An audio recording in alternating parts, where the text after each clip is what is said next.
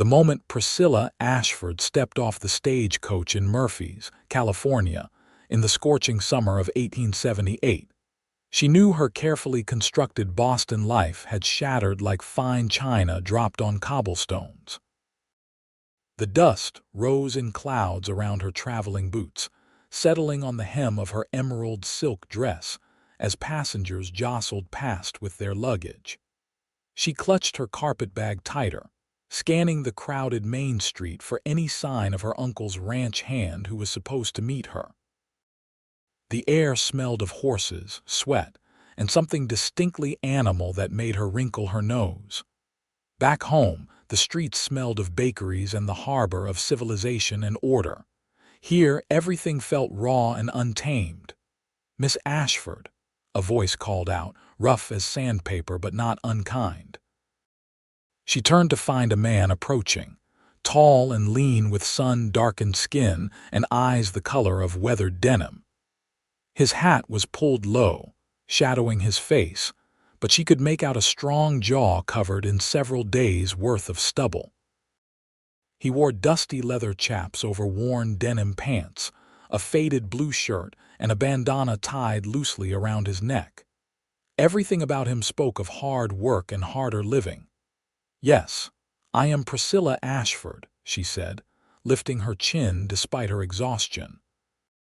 The journey from Boston had taken weeks, each mile carrying her further from everything she had known.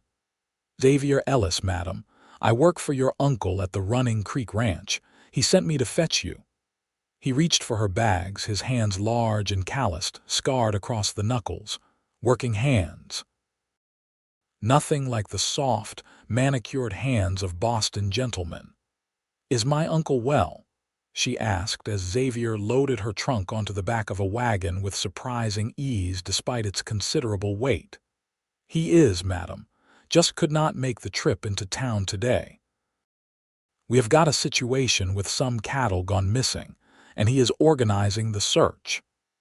Xavier offered his hand to help her up onto the wagon seat.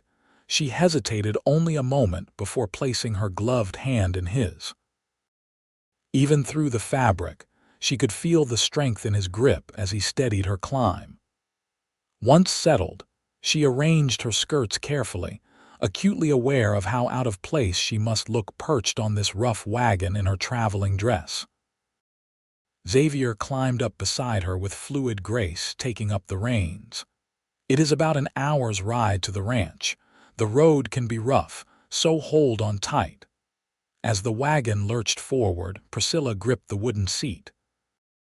The town of Murphy's rolled past her window, a collection of wooden buildings that seemed hastily constructed compared to the brick-and-mortar establishments she was accustomed to.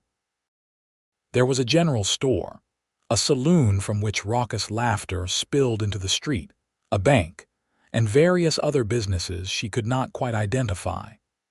Men in dusty clothes stood in clusters, talking and smoking, while a few women in simple dresses hurried past with baskets. "First time out west, madam?" Xavier asked, guiding the horses onto a dirt road that led away from town. "Yes," she admitted.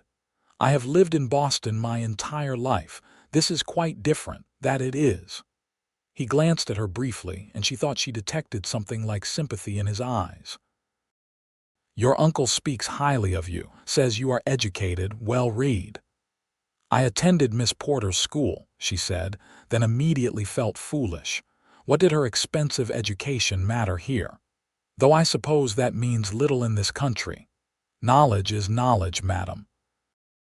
Never hurts to have it. He fell silent for a moment as they navigated a particularly rutted section of road. "Might I ask what brings you all the way out here? Your uncle mentioned something about family troubles back east." Priscilla felt her throat tighten. She had been dreading this question, but she supposed there was no point in hiding the truth. "My father passed away 6 months ago. He left considerable debts that consumed our entire estate. My mother went to live with my aunt in Connecticut, but there was not room for me as well. My uncle generously offered me a home here until I can secure a position as a governess or teacher. "I am sorry for your loss, madam." The sincerity in his voice surprised her. She had expected polite condolences, the kind people offered without feeling. But Xavier spoke with genuine compassion. "Thank you, Mr. Ellis. Just Xavier is fine, madam. We do not stand much on ceremony out here." She nodded, watching the landscape transform around them. The town gave way to rolling hills covered in golden grass that rippled like waves in the breeze. Oak trees dotted the hillsides, their branches spreading wide for shade. In the distance, mountains rose purple and imposing against the brilliant blue sky. She had never seen so much open space, so much emptiness. It was both terrifying and strangely exhilarating. "Is it always this hot?"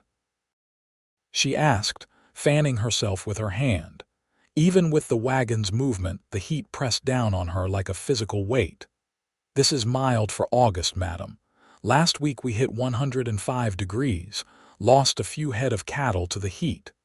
He pointed toward a line of trees in the distance. "That is Angel Creek. It runs through your uncle's property. Good water source, which is why this land is valuable. A lot of the surrounding ranches are struggling with drought." "How long have you worked for my uncle?" "Going on 4 years now. I came out from Texas after the war." He did not elaborate on which side he had fought for, and she did not ask. The war had ended 13 years ago, but its wounds still ran deep, even out here. They rode in companionable silence for a while, the only sounds the creaking of the wagon, the clip-clop of horse hooves, and the occasional bird call. Priscilla found herself studying Xavier from the corner of her eye. He sat with easy confidence, his body moving with the wagon's rhythm as if he were part of it. His profile was sharp, all hard angles and weathered lines. She guessed he was perhaps 25 or 26, not much older than her own 22 years, but he carried himself with the assurance of someone much older. "There it is," Xavier said, nodding toward a cluster of buildings nestled in a valley between two hills. "Running Creek Ranch." Priscilla leaned forward, eager for her first glimpse of what would be her new home. The main house was larger than she had expected, a 2-story structure with a wide porch wrapping around at least 2 sides. Several outbuildings surrounded it, including what looked like a barn, a stable, a bunkhouse, and various other structures she could not identify. Fences stretched out in all directions, creating corrals and pastures. She could see horses grazing in one field, cattle in another. As they drew closer, the front door of the house opened and a man stepped out onto the porch. He was shorter and rounder than Xavier, with gray streaking his dark hair and a full beard. He wore similar working clothes, though his were slightly cleaner. "Uncle Robert," Priscilla called out, waving. Robert Ashford hurried down the porch steps, his face breaking into a broad smile. "Priscilla, my dear girl, welcome, welcome." He reached up to help her down from the wagon, pulling her into a warm embrace. "Let me look at you. My word, you have grown into such a beautiful young woman. You look just like your mother did at your age." Priscilla felt tears prick her eyes at the familiar reference. Her mother had been Robert's younger sister, and they had been close before he moved west 20 years ago. "Thank you for taking me in, Uncle Robert. I cannot tell you how much it means." "Nonsense, you are family. This is your home now for as long as you need it." He turned to Xavier. "Thank you for fetching her, Xavier. Did you have any trouble?" "No, sir. Stage was right on time for once." Xavier was already unloading Priscilla's trunk and bags. "Good, good. Take those inside, would you? Priscilla, come, let me show you around. I have set up the guest room for you. It has a lovely view of the creek." As Robert led her toward the house, chattering about the ranch and introducing her to various hands who stopped their work to greet her, Priscilla glanced back. Xavier was hefting her trunk onto his shoulder, the muscles in his arms straining against his shirt sleeves. He caught her looking and gave her a small nod before heading toward the house. The interior was surprisingly comfortable, with sturdy furniture that showed signs of use, but was well maintained. The walls were decorated with paintings of horses and landscapes, and a large stone fireplace dominated one wall of the main room. Everything was clean but had a lived-in quality that immediately felt more welcoming than the stiff formality of her Boston home. "Your Aunt Clara passed 5 years ago," Robert said, his voice softening. "I have been managing on my own since then with the help of Rosa, my housekeeper. She comes 3 times a week to cook and clean. You will like her, I think. She is from Mexico originally and has been in California since before the American takeover." Priscilla followed him up a narrow staircase to the second floor, where he showed her to a sunny room at the back of the house. True to his word, it had a window overlooking a tree-lined creek that sparkled in the afternoon sun. The bed was covered in a cheerful patchwork quilt, and there was a dresser, a washstand, and even a small writing desk by the window. "It is lovely, Uncle Robert," she said sincerely. After weeks of cramped hotel rooms and swaying train cars, the space looked like paradise. "I will leave you to freshen up and settle in. We eat supper at 6. Nothing fancy, just good hearty food. Some of the hands eat with us, including Xavier. He is my foreman, manages the day-to-day operations." Robert paused at the door. "I know this is all very different from what you are used to, my dear, but I hope you will come to love it here as I have." After he left, Priscilla sank onto the bed, suddenly exhausted. Through the window, she could hear men calling to each other, the lowing of cattle, the whinny of horses. This was her life now. She needed to make the best of it. She rose and unpacked her few belongings, hanging her dresses in the small wardrobe and arranging her books on the windowsill. Most of her possessions had been sold to pay her father's debts. What she had left fit into 2 bags and a trunk. It was humbling to see her entire life reduced to so little. A knock at the door interrupted her thoughts. "Miss Ashford, I have brought up water for washing." Xavier's voice was muffled through the wood. "Come in," she called, turning from the window. He entered carrying a large pitcher of steaming water, which he poured carefully into the basin on the washstand. "Figured you might want to clean up after your journey. We heat water on the stove downstairs. Just let Rosa or one of the hands know if you need more." "Thank you, that is very kind." He lingered for a moment, seeming unsure.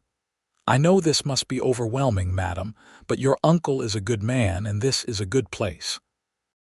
We will all do our best to help you settle in." There was something in his voice, a gentleness that surprised her given his rough exterior. "I appreciate that, Xavier, truly." He nodded and turned to leave, but paused at the door. "Fair warning, madam, ranch life is not like city life. It is hard work from sunup to sundown, but there is something honest about it, something real. Give it a chance." After he left, Priscilla washed her face and hands, changing from her traveling dress into something simpler. She stood at the window for a long time, watching the activity below. Men moved between the buildings with purpose, leading horses, carrying tools, herding cattle. Xavier appeared from the house and strode toward the barn, his long legs eating up the distance. Another man called out to him, and he stopped to talk, gesturing toward the hills. At 6 o'clock, she made her way downstairs, following the sound of male voices and the smell of cooking food. The dining room was more casual than she expected, with a long wooden table that could seat at least a dozen people. Robert sat at the head, and 3 men she had not met were already seated, talking animatedly about the missing cattle. "Ah, Priscilla, come, sit here beside me." Robert pulled out the chair to his right. "Gentlemen, this is my niece, Miss Priscilla Ashford, lately of Boston." "Priscilla," This is Tom Baker, my head wrangler, Samuel Martinez, who handles our horses, and you have already met Xavier." The men stood politely as she entered, each offering a greeting. Tom was older, perhaps 50, with leathery skin and kind eyes. Samuel was younger, maybe 30, with dark hair and an easy smile. Xavier simply nodded to her, taking his seat across the table. A woman bustled in from the kitchen carrying a large pot, which she set in the center of the table. "Dinner is ready, Senor Ashford. I made beef stew and fresh bread." She was perhaps 45, with graying dark hair pulled back in a bun and a warm, maternal air about her. "Rosa, come meet my niece. Priscilla, this is Rosa Hernandez, who keeps us all fed and civilized." Rosa wiped her hands on her apron and smiled broadly. "Welcome, Miss Ashford. It will be nice to have another woman around here. These men, they have no appreciation for the finer things." "Hey now," Tom protested good-naturedly. "I appreciate your cooking plenty." "Eating and appreciating are not the same thing," Rosa retorted, but her eyes twinkled. "I will bring out the bread." The meal was delicious, hearty and filling in a way that the elaborate dinners she was used to in Boston never were. The men ate with gusto, their conversation flowing easily between bites. They discussed the missing cattle, fence repairs that needed to be made, a mare about to foal, and a dozen other topics related to ranch operations. Priscilla listened more than she spoke, trying to understand this new world. The easy camaraderie between the men surprised her. In Boston, there had been clear social divisions, formal interactions. Here, Robert treated his employees almost as equals, and they responded with obvious respect and affection. "So, Miss Ashford," Tom said between bites, "what do you think of California so far?" "It is very different from Boston," she admitted, "but beautiful in its own way. I have never seen such open spaces." "Wait until you see it in spring," Samuel said enthusiastically. "The hills turn green and wildflowers bloom everywhere. It is like paradise." "You ride, madam?" Xavier asked, speaking directly to her for the first time since they had sat down. "I do, though I have not had much opportunity in recent years. My father kept a small stable, but after he became ill." She trailed off, not wanting to bring the mood down. "We have plenty of gentle horses," Robert said. "I would be happy to have you ride the property, learn your way around. Xavier, perhaps you could take her out tomorrow, show her the boundaries." Xavier's expression did not change, but something flickered in his eyes. "Of course, sir. If Miss Ashford is amenable." "I would like that," Priscilla said, meaning it. Despite her exhaustion and the strangeness of everything, she felt a spark of excitement at the prospect of exploring this new land. After dinner, the men headed back to the bunkhouse while Robert showed Priscilla around the house more thoroughly, pointing out where supplies were kept, explaining the daily routines. Finally, pleading exhaustion, she retired to her room as the sun was setting, painting the sky in shades of orange and pink she had never seen back east. She lay in the unfamiliar bed, listening to unfamiliar sounds. Crickets chirping, a cow lowing somewhere in the distance, the creak of the house settling. Through her window, she could see stars beginning to appear, more stars than she had ever imagined existed, sharp and bright against the darkening sky. Sleep came slowly, but when it did, she dreamed of wide open spaces and a man with weathered hands and kind eyes. The rooster's crow woke her while the sky was still gray with pre-dawn light. Priscilla groaned, pulling the quilt over her head, but the sounds of the ranch coming to life made further sleep impossible. Footsteps on the stairs, doors opening and closing, men's voices calling to each other outside. She finally gave up and rose, dressing in one of her simpler day dresses and doing her best to tame her dark hair into a neat bun. Downstairs, She found Rosa already in the kitchen, stirring something on the large iron stove. The smell of coffee and frying bacon filled the air. "Good morning, Miss Ashford. You are up early." "I could not sleep with all the noise," Priscilla admitted, then worried she sounded complaining. "I mean, I am sure I will adjust." Rosa laughed. "Ranch life begins before sunrise. The men, they eat breakfast at 5:30, then work until lunch." "You do not need to wake so early, though. Your uncle, he does not expect you to keep their hours." "What time does he eat?" "Usually with the men, but today he had to ride out early to check on the cattle situation. He left a note for you." Rosa handed her a folded piece of paper. Priscilla read her uncle's neat script. "Priscilla had to ride out early. Xavier will take you riding around 10 if you are still interested. Eat a good breakfast. The work here builds an appetite. Uncle Robert." "Will you have coffee?" Rosa asked, already pouring a cup. "I can make you eggs, or there is porridge. Coffee and toast would be wonderful, thank you." Priscilla sat at the small table in the kitchen, feeling strange about being served. In Boston, she would have eaten in the formal dining room, waited on by silent servants. Here, Rosa moved around the kitchen with comfortable efficiency, chatting about the weather and the ranch as she worked. "Your uncle is a good man," Rosa said, setting a plate before Priscilla. "After his wife died, many thought he would sell the ranch and return east, but he stayed. This land, it gets into your blood, you will see." "How long have you worked here?" 8 years now. My husband, he worked here too until he passed 3 years ago, kicked by a horse." She said it matter-of-factly, but Priscilla heard the old grief beneath the words. "Your uncle, he did not let me go even though I could not work as hard with my husband gone. He said I was family. That is the kind of man he is."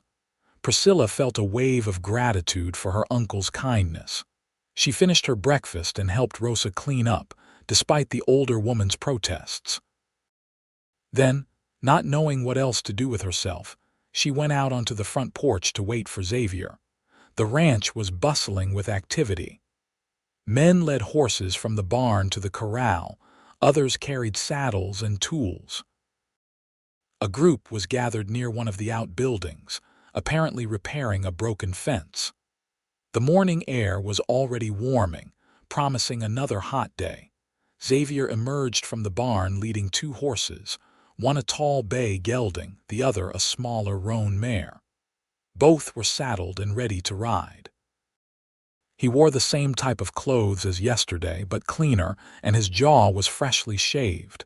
It made him look younger, more approachable. "Good morning, Miss Ashford," he called as he approached. "This is Daisy. She has been here longer than I have, gentle as a lamb." He stroked the mare's neck affectionately. "I figured she would be a good mount for you." Priscilla descended the porch steps, approaching the horses carefully. Daisy regarded her with soft brown eyes, whickering softly. "Hello, Daisy," Priscilla murmured, reaching out to touch the horse's nose. The mare's breath was warm against her palm. "You said you ride?" Xavier asked, his tone neutral.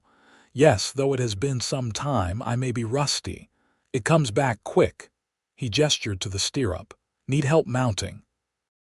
Priscilla gathered her skirts, grateful she had chosen one of her simpler dresses, though it was still far too elegant for ranch work. She placed her foot in the stirrup and pulled herself up with more grace than she expected. Muscle memory, apparently. Xavier mounted his own horse with fluid ease, settling into the saddle like he was born there. "We will take it slow, let you get reacquainted. I figured we would ride the eastern boundary first, give you a sense of the property's size." They set off at a walk, heading away from the ranch buildings toward the open grassland. The morning sun cast long shadows across the golden hills, and a breeze kept the heat manageable. Daisy moved beneath Priscilla with a comfortable gait, and she found herself relaxing into the rhythm. "Your uncle owns about 3,000 acres, Xavier explained as they rode. Mostly cattle, though we keep horses too, both for work and breeding. We run about 500 head of cattle, though like I mentioned, some have gone missing recently. Is that common, cattle going missing? His jaw tightened. Rustling happens. We are pretty far from the main roads, which usually helps, but determined thieves will go where the pickings are good. Your uncle has a reputation for quality stock. They rode in silence for a while, climbing a gentle rise that afforded a spectacular view of the surrounding country. Priscilla could see the ranch spread out below them, the buildings looking tiny from this distance. Beyond, the land rolled away in all directions, golden hills studded with dark green oaks, mountains rising purple in the far distance. "It is breathtaking," she said softly. Xavier glanced at her, and for a moment his usual guarded expression softened. "It is that. Every time I think I have seen all this land has to offer, it surprises me again. Different light, different season, always changing but always beautiful. Is this what you imagined when you left Texas?" He was quiet for so long she thought he would not answer. Finally, he said, "I did not have much imagination left after the war. I just needed to go somewhere different, somewhere that was not full of ghosts. A friend told me about opportunities in California, so I came west. Found work with your uncle about a month after I arrived. Been here ever since." "Do you ever miss Texas?" "Sometimes, but this is home now." He looked at her directly, his blue eyes serious. "Sometimes you cannot go back to where you were. You can only move forward to where you need to be." She had the sense he was talking about more than geography. Before she could respond, he urged his horse forward. "Come on, there is something I want to show you." They rode for another 20 minutes, following the creek through a grove of oak trees.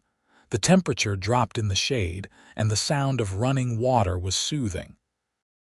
Xavier led her to a spot where the creek widened into a pool, clear and inviting. "This is one of my favorite places on the ranch," he said, dismounting. He helped her down, his hands steady on her waist. "Your aunt used to come here to read. Your uncle set up that bench for her." Indeed, there was a wooden bench under a large oak, weathered but still sturdy. Priscilla could imagine her aunt sitting there, a book in her lap, listening to the water.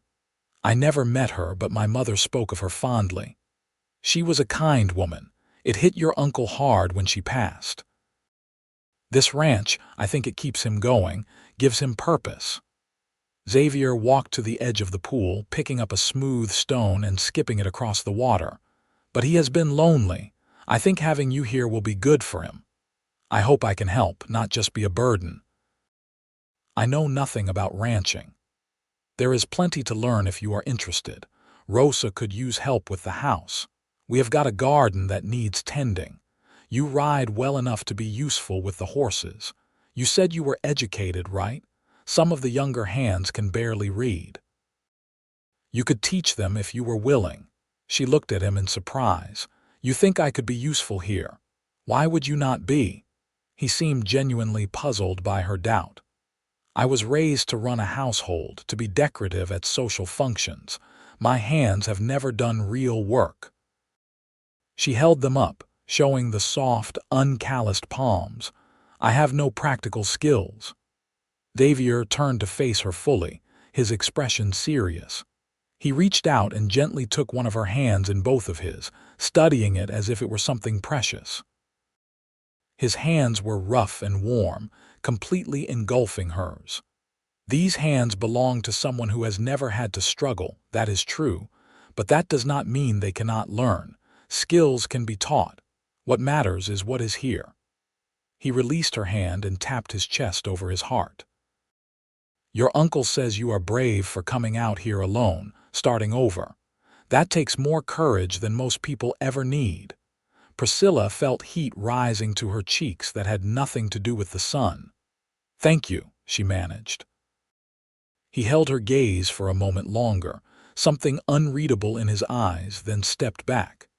"We should head back. Gets too hot to ride comfortably much past noon." The ride back was quieter, but the silence felt comfortable rather than awkward. Priscilla found herself watching Xavier as he rode, noting the easy confidence with which he handled his horse, the way he constantly scanned their surroundings, alert to everything. He pointed out various landmarks, teaching her how to navigate the property, and she tried to commit it all to memory. Back at the ranch, he helped her dismount, steadying her when she stumbled slightly. "You did well for your first ride in a while. Probably be sore tomorrow, though." "I can bear it," she said, stroking Daisy's neck. "Thank you for taking the time to show me around." "Any time, madam." He tipped his hat and led both horses toward the barn, leaving her standing in the yard feeling strangely bereft. The days fell into a rhythm.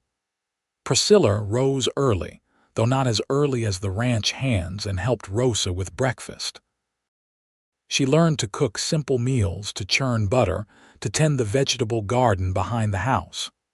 Her hands, once soft and useless, began to develop small calluses. She broke 2 fingernails and got dirt under the others.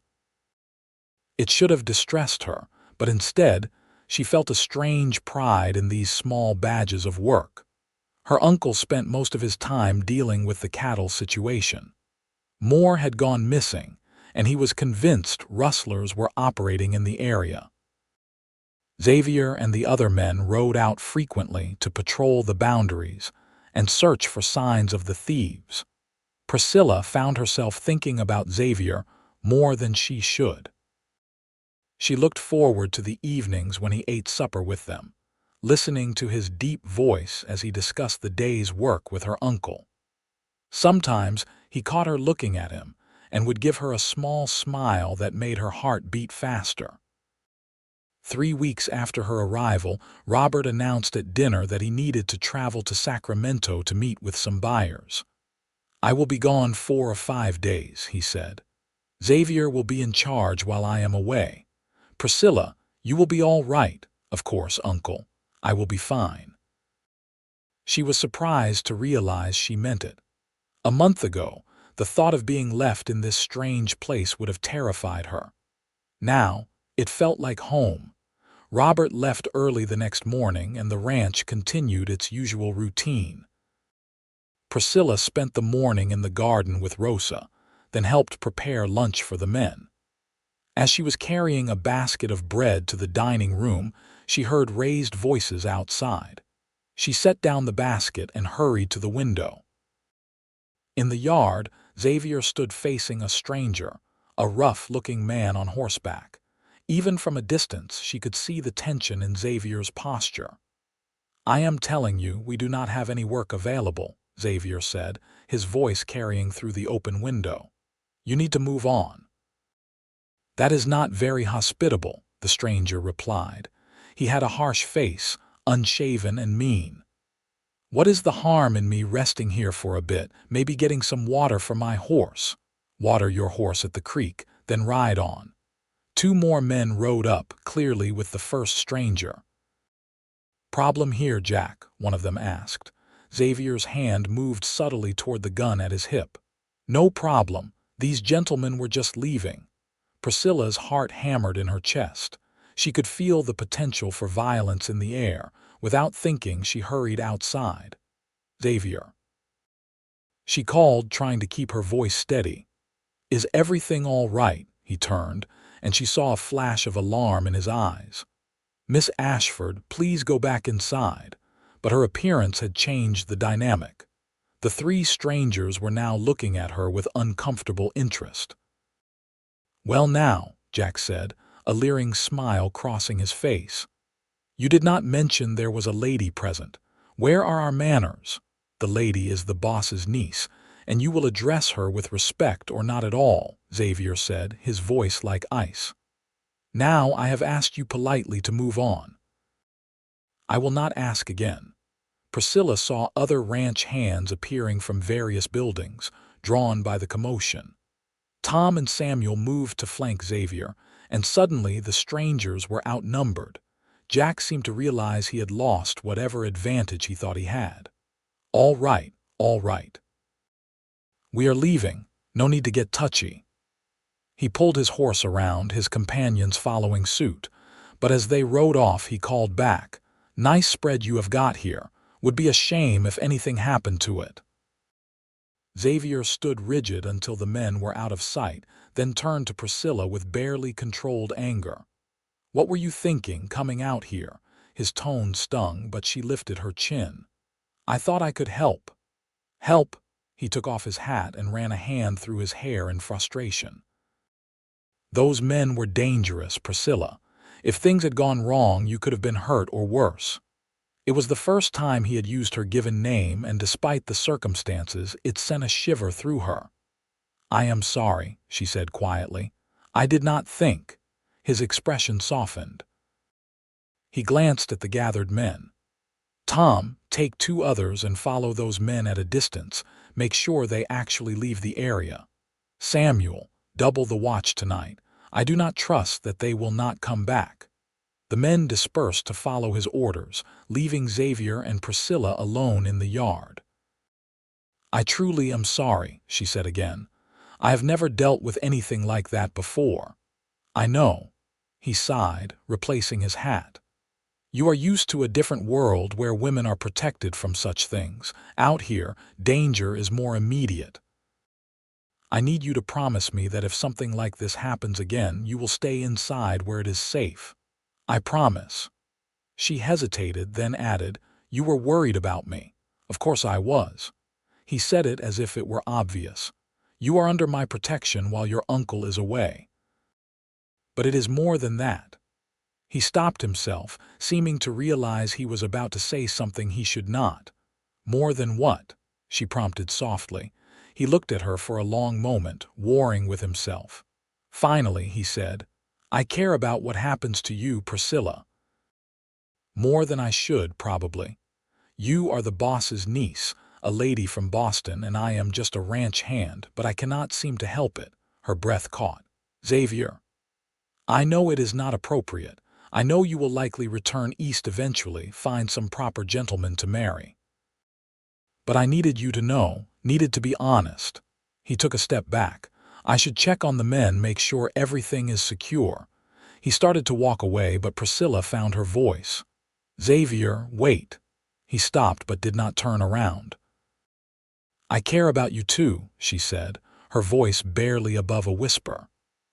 "I have been trying not to, telling myself all the reasons it is impractical, but I do. When I see you each day, my heart lifts. When you are away from the ranch, I worry. I think about you constantly." Now he did turn, hope and disbelief warring on his face. "You do?" she nodded, taking a step toward him. "I do not know what my future holds. A month ago I thought my life was ending, but now here I am beginning to think it might be beginning instead." He closed the distance between them in 3 long strides, stopping just short of touching her. "I do not have much to offer.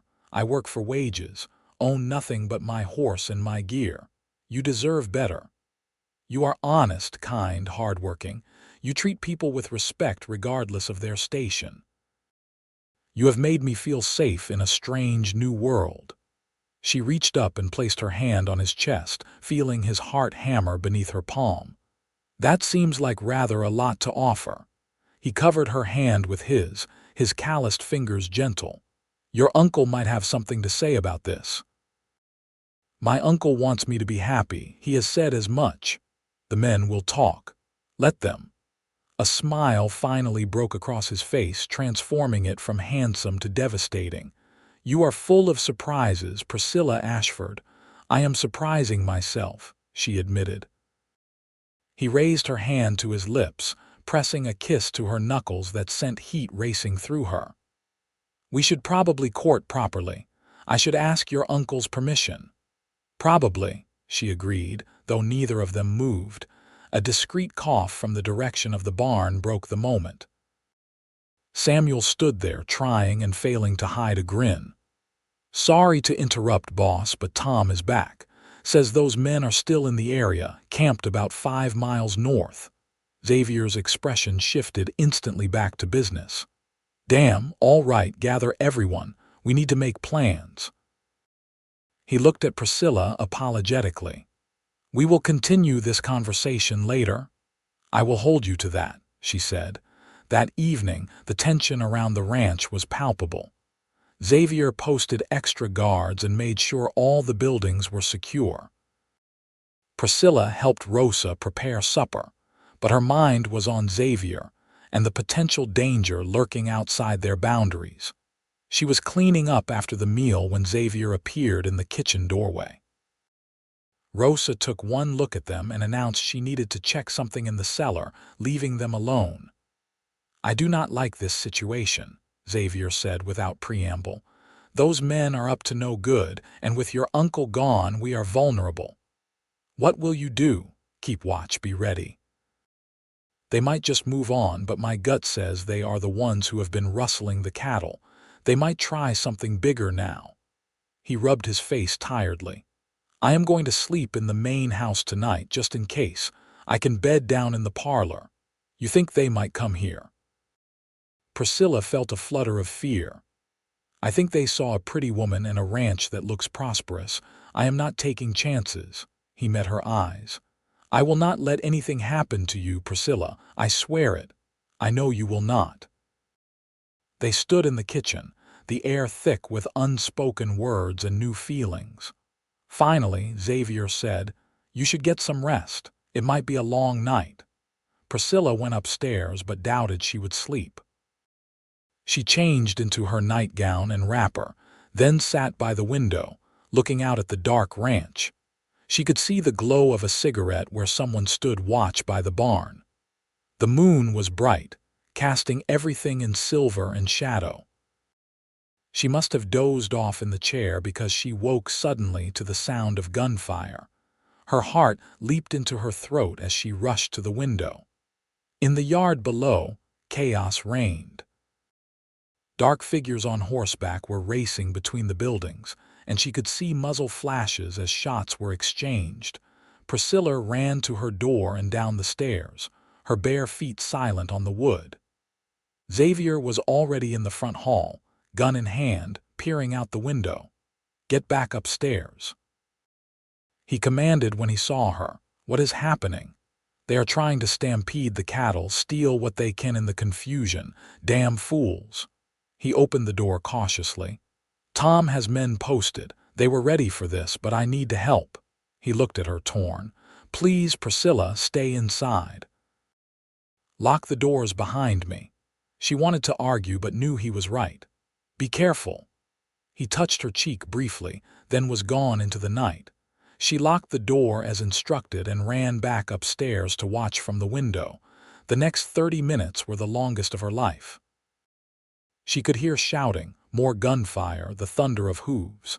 At one point she saw a building catch fire, though men quickly doused it. She pressed her hand to the glass, silently praying for Xavier's safety. Finally, the chaos subsided. The attackers fled, pursued by ranch hands. As dawn began to break, she saw men gathering in the yard, talking animatedly. She pulled a shawl over her nightclothes and hurried downstairs. Xavier was limping slightly as he walked toward the house, and her heart lurched. She unlocked the door and rushed out. "You are hurt. Just a scrape. Horse stepped wrong in the dark and threw me." He looked exhausted but relieved.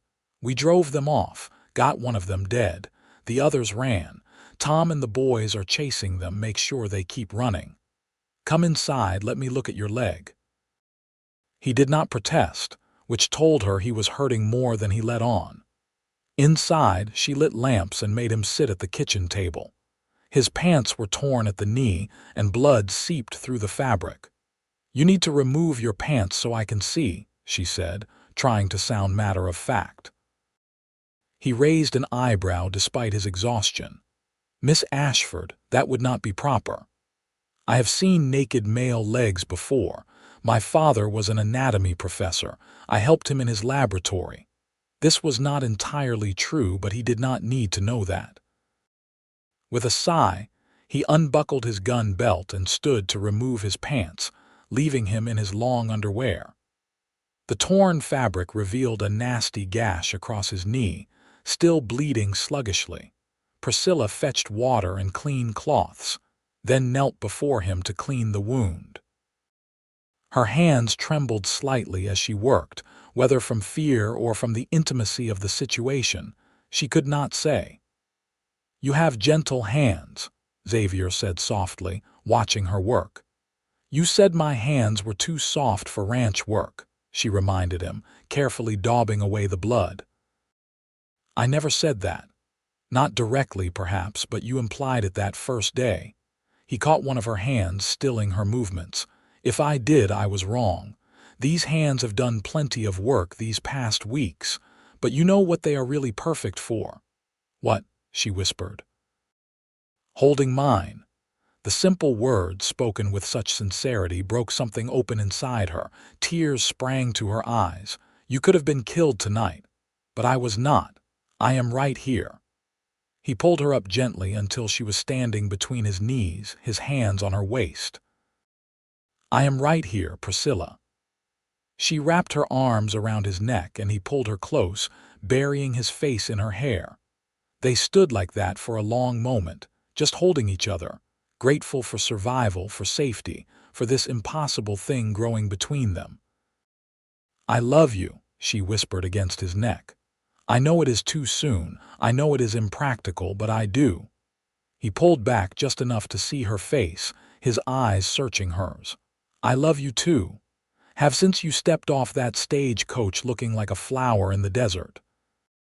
I tried to fight it, told myself I had no right, but I failed miserably." She laughed through her tears. "What do we do now? Now I court you properly with your uncle's blessing. And when enough time has passed that people will not talk too much, I ask you to marry me, if you will have me." "I will have you," she said. "I absolutely will have you." He smiled, that devastating smile that made her heart race and pulled her down for a kiss. It was gentle at first, tentative, then grew deeper as she responded. When they finally broke apart, both were breathing hard. "We should stop," Xavier said, though his hands did not release her. "I am trying to do this right. I know." She kissed him again anyway, shorter this time. "But I do not want to let you go." "Then do not. Not yet." They stayed like that, wrapped in each other as the sun rose fully and the ranch came to life around them. Eventually, Rosa arrived and found them in the kitchen, Priscilla still in her night clothes, Xavier in his long underwear, clearly having been holding each other. The older woman took one look and smiled. "About time," she said simply, and set about making breakfast as if nothing were unusual. When Robert returned 3 days later, Xavier requested a private meeting. Priscilla waited anxiously in her room, pacing, until her uncle finally called for her to join them in his study. "My dear," Robert said, his eyes twinkling, "Xavier has asked my permission to court you formally. He has also shared his hope that, should things progress as he expects, I would approve a marriage. I must say I am not entirely surprised. I have seen how you look at each other." "Are you disappointed?" Priscilla asked nervously. "I know he is not what you probably hoped for me, not someone from society." "Disappointed? My dear girl, Xavier is one of the finest men I know. Honest, hardworking, loyal. He saved this ranch from those rustlers while I was gone, protected you and everyone else here. I could not ask for a better man for my niece." He came around the desk and hugged her. "I want you to be happy, Priscilla. Does he make you happy?" "Deliriously," she admitted. "Then you have my blessing and my joy." Xavier stood awkwardly to one side, his hat in his hands, but his face showed his relief. "Thank you, sir. I will take good care of her." "I know you will, son." The courtship that followed was sweet and proper, though everyone on the ranch knew how they felt about each other. Xavier brought Priscilla wildflowers when he came in from riding the range. She made his favorite foods, learning recipes from Rosa. They walked together in the evenings along the creek, talking about everything and nothing, learning each other's dreams and fears. He told her about the war, about the things he had seen and done that still haunted him. She told him about her father's decline, about the shame of losing everything, about her fear that she would never find a place where she belonged. "You belong here," he said one evening as they sat on the bench by the creek pool. "With me, with this land. Can you feel it?" She could. California had gotten into her blood just as Rosa had predicted. The open spaces, the honest work, the simple goodness of these people. It all felt right in a way her old life never had. 3 months after she arrived in California, Xavier proposed officially. He did it at the creek pool, the place he had first really talked to her as more than just the boss's niece. He knelt on one knee in the dirt and dust, offering her a simple gold band he had bought in town. "I do not have much to give you," he said, his voice rough with emotion. "No fancy house or elegant life, but I can give you my love, my loyalty, my every breath for as long as I live. Will you marry me, Priscilla Ashford?" "Yes," she said, tears streaming down her face. "Yes, yes, yes." He slipped the ring on her finger and stood to kiss her, and she had never felt happier or more certain of anything in her life. They married in November, just as the weather was starting to cool. The ceremony was held at the small church in Murphy's, with most of the town attending. Priscilla wore a simple white dress that Rosa helped her make, with wildflowers in her hair. Xavier wore a new suit that he was clearly uncomfortable in, but he looked impossibly handsome. Robert gave her away, tears in his eyes. Tom and Samuel stood up with Xavier. Rosa cried openly in the front pew. The reception was held at the ranch, with tables set up in the yard and more food than they could possibly eat. Someone brought a fiddle, and there was dancing under the stars. When Xavier and Priscilla took their turn, he held her close and whispered, "I cannot believe you are mine." "I cannot believe I am yours either," she whispered back, "but I am so grateful I am." That night, in the room that had been prepared for them in a newly built addition to the main house, Xavier was gentle and patient, teaching her about love in all its forms. And when she cried out his name in the darkness, she knew she had found her home at last. Life as Xavier's wife was nothing like what she had expected. She rose early to make his breakfast, packed his lunch when he rode out to work. She helped Rosa with the house, tended her garden, and even learned to help with the horses. Her hands grew calloused and strong, her skin tanned from the sun. She barely recognized the pampered Boston girl she had been. Xavier built her a bookshelf for her growing collection of books he bought for her whenever he went to town. He taught her to shoot, to track, to read the land. She taught him to appreciate poetry, to waltz, to see beauty in small things. Their first Christmas together, he gave her a beautiful mare, chestnut with a white blaze, bred from their best stock. "She is yours," he said, "to go where you want when you want. You are not a prisoner here, Priscilla. You are my partner in all things." She named the mare Liberty and rode her every day, growing more confident in the saddle. Sometimes she rode with Xavier as he checked the boundaries. Other times she rode alone, exploring the land that was now her home. In the spring, she realized she was pregnant. Xavier was overjoyed, though also terrified. "What if something goes wrong?" he worried. "We are so far from doctors. Women have been having babies in the wilderness since the beginning of time," she reminded him. "And Rosa has delivered dozens. We will be fine." But she was touched by his concern, by the way he fussed over her, tried to keep her from working too hard. She finally had to tell him firmly that she was pregnant, not sick, and would continue her normal activities. Their son was born on a hot September afternoon in 1879, with Rosa and another ranch wife attending. Xavier paced the floor downstairs until he heard the baby's first cry, then took the stairs 2 at a time. Priscilla was exhausted but radiant, holding their son. Xavier approached the bed with something like awe, staring at the tiny infant. "A son," he whispered. "We have a son. Would you like to hold him?" Xavier took the baby with shaking hands, cradling him carefully. The baby had his eyes blue and bright. "Hello there, little man, I am your pa." They named him James Robert Ellis, after Priscilla's father and her uncle. Robert was delighted, insisting on being called Grandpa Rob, even though he was technically a great-uncle. Fatherhood transformed Xavier. He was still the capable foreman, respected by all who worked under him, but he now had a softness about him, a joy that had not been there before.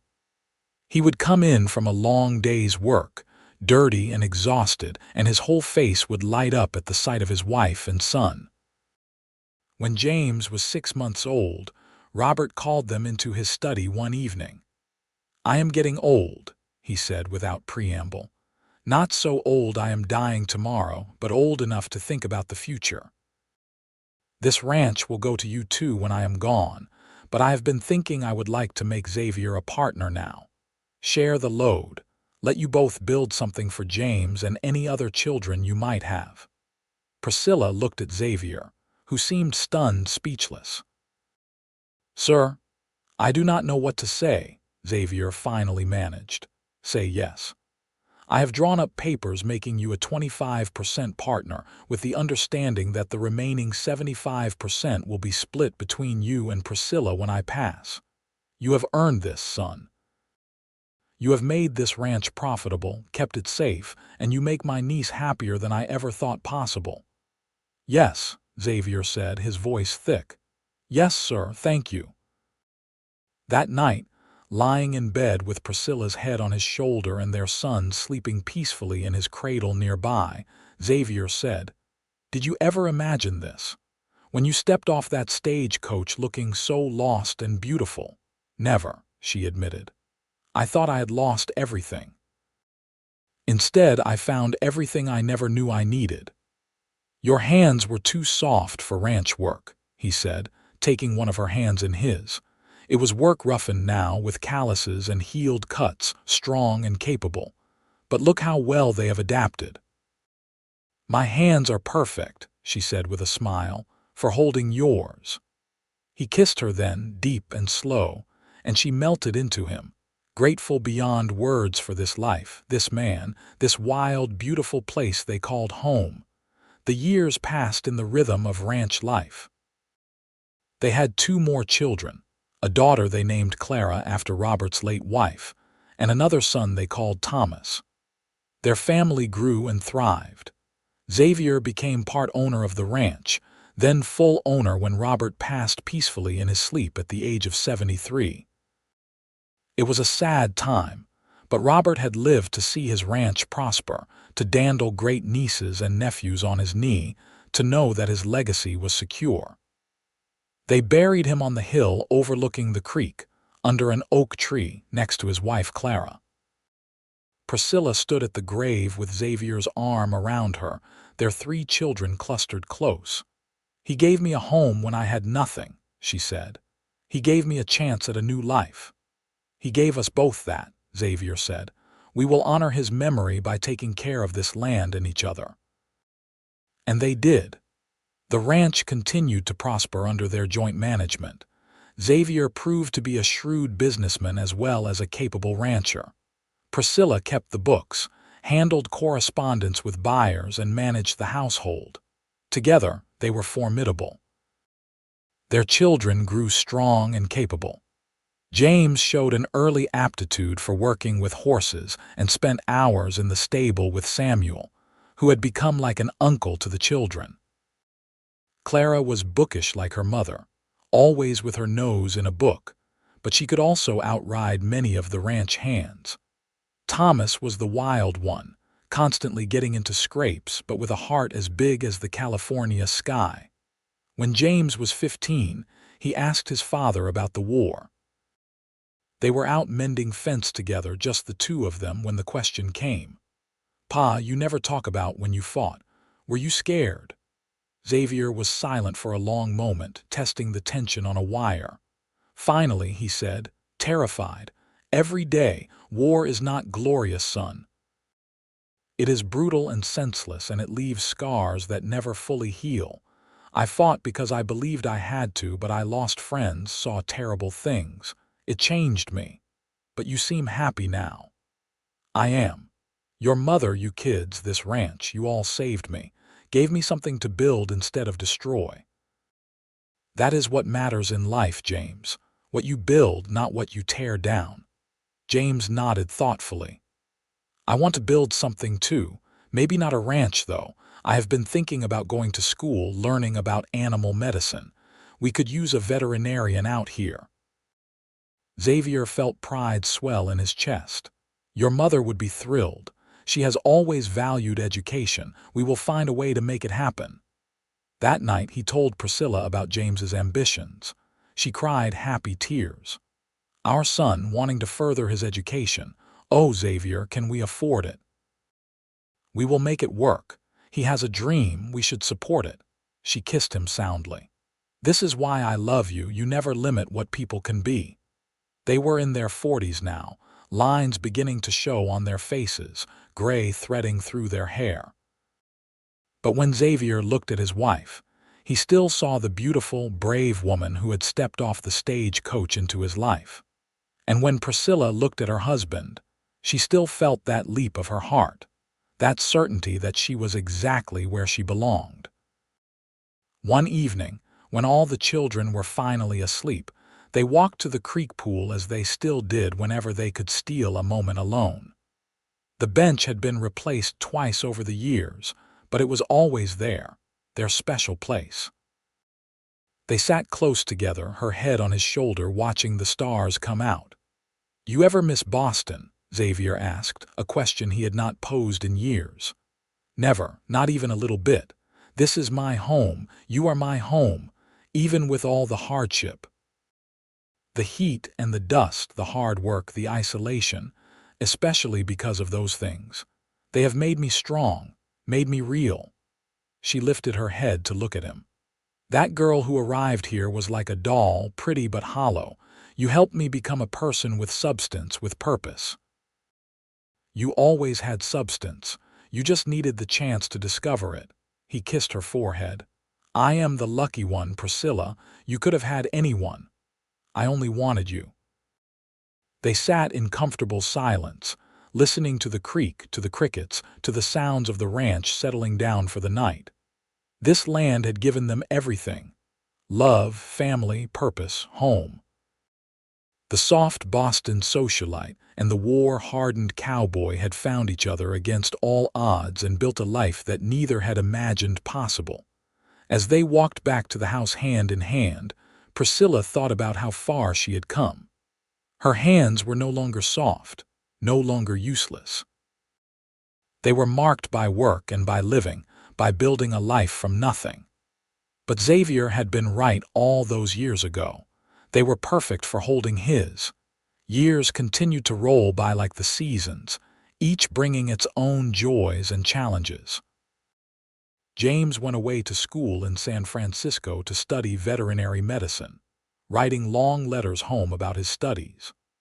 Clara discovered a talent for painting and began selling her landscapes of California countryside to tourists in town. Thomas took naturally to ranch management, working side by side with his father. When James returned with his degree, he set up practice in a small building Xavier helped him construct at the edge of the property. He served not just their ranch but all the surrounding ones, becoming known as the best animal doctor in the region. He married a teacher from town, a practical woman named Sarah, and they built a house near his practice.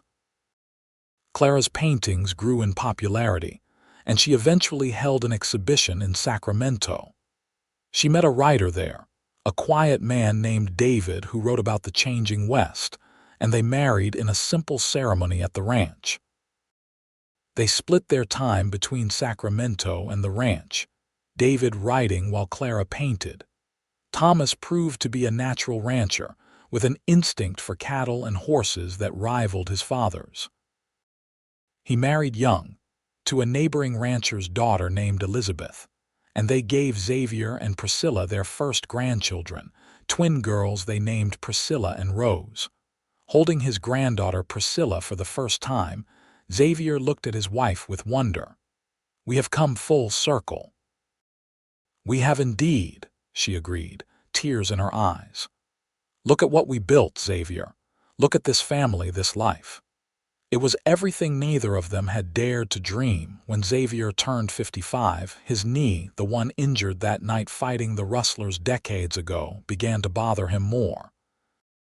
He could no longer ride all day without pain, could not work as hard as he once did. It frustrated him terribly. "I feel useless," he complained one night as Priscilla rubbed liniment into his aching joint. "You are not useless. You are supervising, teaching. Thomas is ready to take on more responsibility. Let him." "I do not want to be old," she laughed softly. "None of us do, my love, but we have no choice. We can either age gracefully or fight it bitterly. I prefer grace." He caught her hand, bringing it to his lips. "You are still the most beautiful woman I have ever seen. And you are still the most handsome man. We are just a weathered version of our younger selves." "Weathered," he repeated with a smile. "Like old leather." "Exactly. Broken in, comfortable, reliable." They laughed together, and he pulled her close. Even after nearly 30 years of marriage, he never tired of holding her, of breathing in her scent, of feeling her heartbeat against his. The ranch continued to thrive under Thomas's increasingly capable management. Xavier transitioned into more of an advisory role, spending his time with the grandchildren, maintaining the property closer to the house, handling the business side of operations with Priscilla. They had 10 grandchildren eventually, spread between their 3 children. The ranch house had to be expanded twice to accommodate family gatherings. Holiday meals required 3 tables pushed together, and the noise level was tremendous. Xavier and Priscilla loved every chaotic minute of it. One spring day, when Xavier was 62 and Priscilla 60, they rode out together to the creek pool. They did not ride as far or as fast as they once did, but they still rode. Xavier on his steady old gelding, Priscilla on a granddaughter of her beloved Liberty who had passed years before. They sat on the bench, now in its 4th incarnation, holding hands and watching the water. "You remember the first time you brought me here?" Priscilla asked. "I do. You looked so uncertain, so out of place. I could not stop staring at you. I was terrified. Of this place, of my new life, of my feelings for you. And now," she leaned her head on his shoulder, "now I cannot imagine being anywhere else or with anyone else. You are my whole world, Xavier Ellis. And you are mine, Priscilla Ellis." They sat in peaceful silence, 2 people who had found each other across impossible divides and built something lasting. The Wild West that had seemed so frightening to a young Boston woman had become home. The rough cowboy who thought he had nothing to offer had given her everything. Xavier brought their joined hands up between them, studying them. Priscilla's hands were marked by age now, veined and spotted, the calluses permanent fixtures. But they were strong hands, capable hands, hands that had worked and built and created. "I was wrong, you know," he said softly. "That first day I thought your hands were too soft for ranch work, but they were not too soft. They were just waiting for the right work to shape them." "They were waiting for you," she corrected. "You gave me purpose, gave me a reason to become strong." "We gave each other purpose," he said. "That is what love does. It makes us better than we would be alone." She turned to kiss him, a sweet, lingering kiss that spoke of decades of love, of partnership, of 2 lives beautifully intertwined. As the sun began to set, painting the sky in brilliant oranges and pinks, they rode slowly back to the ranch. Smoke rose from the chimneys, lights glowed in the windows. They could hear children laughing, could smell dinner cooking. "We built this," Xavier said, gesturing to the scene before them. You and I together. From nothing we built everything." Priscilla squeezed his hand. "And it is ours. Every hard day, every struggle, every triumph. Ours." That night, as they settled into bed, grandchildren asleep in various rooms throughout the house, children and their spouses scattered in nearby homes, the ranch quiet around them, Priscilla curled into Xavier's side as she had done for 31 years. "I love you," she whispered into the darkness. "I love you too," he whispered back. Forever and always. Neither of them knew how many more years they would have together. But they knew that whatever time remained would be spent like this, side by side, hand in hand. Two souls who had found each other in the wild California country and built a legacy of love. When Xavier passed away peacefully in his sleep at the age of 78, Priscilla held his hand as he took his last breath. She was 76, still strong, still capable, though her heart broke at losing her partner of 46 years. They buried him on the hill next to Robert and Clara, under an oak tree with a view of the ranch he had helped build. All their children were there, all their grandchildren, dozens of friends and neighboring ranchers. Everyone had a story about Xavier's kindness, his fairness, his quiet strength. Priscilla stood at the grave, dry-eyed because she refused to cry in public. Thomas stood on one side, James on the other, Clara behind her with her hands on her mother's shoulders. They were worried about her, she knew, worried she would fade without Xavier. But she was made of stronger stuff than that. He had taught her to be strong. After the funeral, after everyone had gone home, she rode out to the creek pool alone. She sat on the bench, their bench, and finally let the tears come. "You told me my hands were perfect for holding yours," she said to the empty air. "What am I supposed to do with them now?" But even as she asked, she knew the answer.